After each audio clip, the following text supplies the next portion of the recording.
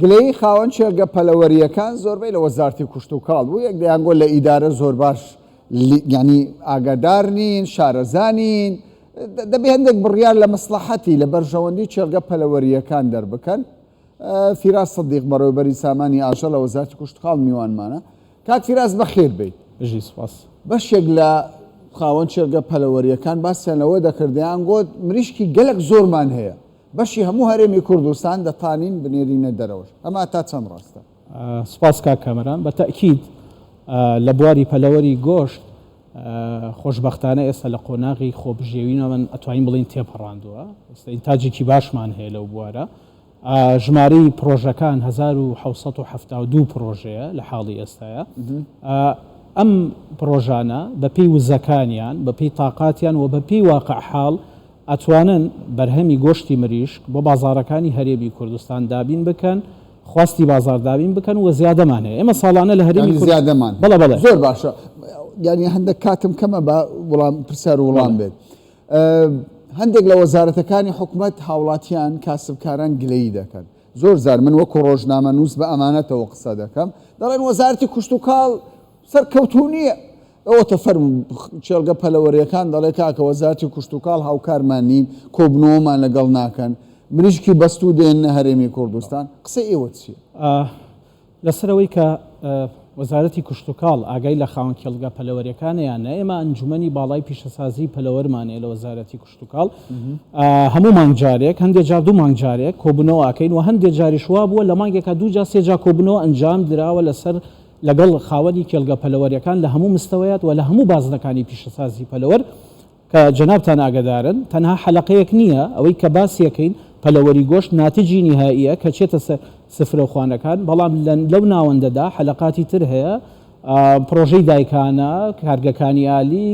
ئێستا ئەوان لە زەرەردا کاکەمەرە باسی یەک بە یەک باس لە هەوڵەکانی وەزارەتی کوشت و کاڵ یان ئەو کارانەی کە وەزارەتی کوشت و کاڵ بۆ ئەم سێکتەرە کردوێتی ئەوە گرنگە.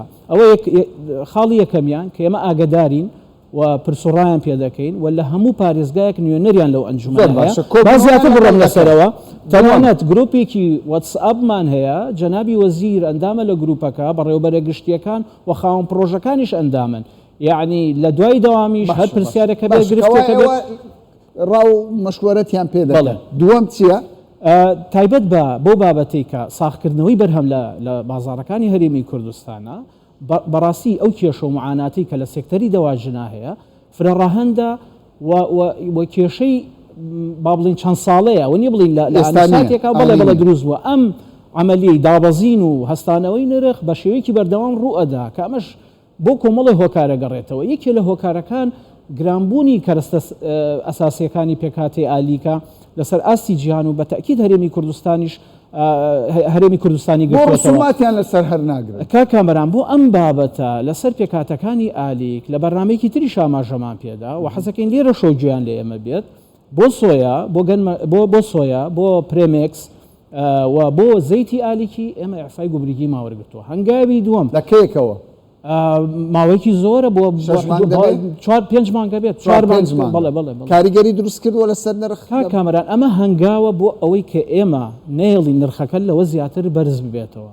خۆی بەڵێ یعنی باڵانسێک ڕاگیرێ بە تاکیدخوا ئەوەی کە زۆر یعنی سەرنجی منیشی ڕاکێشا مادەم ئێمە مریشکمان ئەوەندە زۆرە بۆچی ڕێگا دەدەن مریشکی بەستووی هاوردە بێتە نێو هەرێمی کوردستان؟ وەزارەتی ناوەخۆیە، وەزارەتی پێشمەرگەیە، کاکە حکوومەت هەموو احتیمام بە مریشک دەدا بۆ مریشکی خۆمانە ناکردنەوە. ئێوە نەیکەنە بڕیار فەرزیکەن لەسەر وەزارەتەکان کاکە بەرهەمەکانی خۆمانە بەکاربێنن. بابەتی مریشکی بەستوو و پارچەکانی مریشک و هێلکەی خواردن هەتام لە حەزەی کە من و جەنابەت تیا قساکەین قەدەغەیە. وەزارەتی کوشت و کاڵ تەنانەت نووسراوێکیشی نەکردووە بۆ هاوردنی ئەم بابەتە. بەشی دۆمی پرسیارەکە تایبەت بە وەزارەتەکانی کە معنی ئەوانەی چێشتخانەیان هەیە، ئەوانەی کافتریایان هەیە، وەلحاصل ئەوانەی کە بەرهەمی مریشک بەکارهێنن و وەکو پێویستێکی ڕۆژانە لە چێشتخانەکانیانە. وەزارەتی پێشمەرگە، وەزارەتی کار و کاروباری کۆمەڵایەتی، وەزارەتی ناوخۆ، وەزارەکە ئەو وەزارەتانەی دیکە کە وەکو ئاماژەم پێدا چێشتخانەیان هەیە. لە ئێستاە هەوڵێکی جددی هەیە، نەک ئەوە هەر ئەتوانین بڵێ هەنگاوی جددی نرا بۆ ئاراستەی کە ئەم وەزارەتانە بەرهەمی ناوخۆ لە چێشتخانەکان بەڵێ لیژنەیەک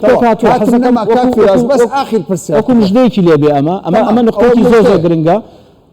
لیژنەیەک پێک هاتووە نوێنەری ئەنجومەنی وەزیران سەرۆکی لیژنەکەیە بەڕێزێک لە وەزارەتی خۆما وەزارەتی کشتتوکاڵ ئەندامە لە گومرێک ئەندامی تێدایە و هەنگاو بە هەنگاو و خۆ بە خۆ لەگەڵ وەزارەتەکانە یەکەم وەزارەتی کار و کاروباری کۆمەڵایەتی کۆبوونەوەیان لەگەڵ وەزیری ئەو وەزارەتە معنیە ئەنجام داوە بەوەی کە بتوانن بەرهەمی کێڵگە پەلەوەریەکانی ئەمە وەربگرن و سەردانی بڕیار وایە سەردانی هەموو وەزارەتەکانی دیکە بکەن. مژدەیەکی زۆر خۆش بوو بەڕێز فیراز سەدیق بەڕێوەبەری سامانی ئاژە لە وەزارەتی کشتتوکاڵ ومێد دەکەین بە پراکتیزی جێبەجێ بکرێت. زۆر سوپاس پرسیاری زۆرم مابوو بەخوا کات ڕێگای نەدا.